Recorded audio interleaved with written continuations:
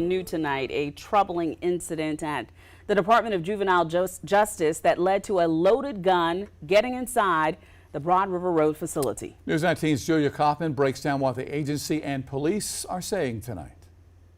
An egregious failure on many levels. Those are the words of a Columbia police spokesperson after police say a teenager snuck a loaded gun into the Department of Juvenile Justice. It started when the boy and a relative were arrested at Columbiana Mall Tuesday for having guns.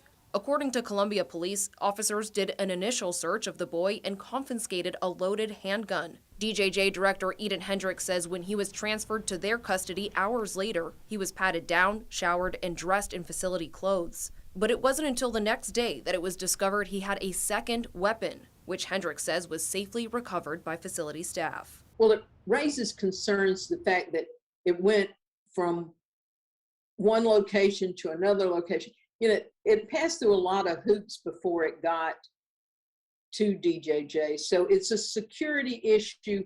Senator Katrina Shealy weighed in on the matter as a lawmaker extremely involved in reforming DJJ. She says Hendrick told her about the incident. We do have a direct line of communication. You know, when they have an issue out there, she'll text me. It's far from the first time safety has been put at risk at the facility.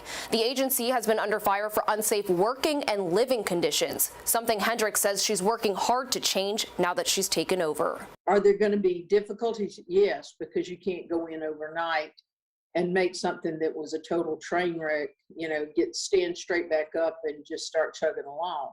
I think she's going to do a great job. In a statement to News 19, Columbia Police called the lack of a thorough search by officers unacceptable and a risk to public safety. The department says the arresting officers have been put on administrative duty pending completion of training programs. To prevent this in the future, Hendrick tells News 19 DJJ will revamp its intake process and all staff will be retrained on intake, search, and other safety procedures. She says employees involved in the search have been suspended.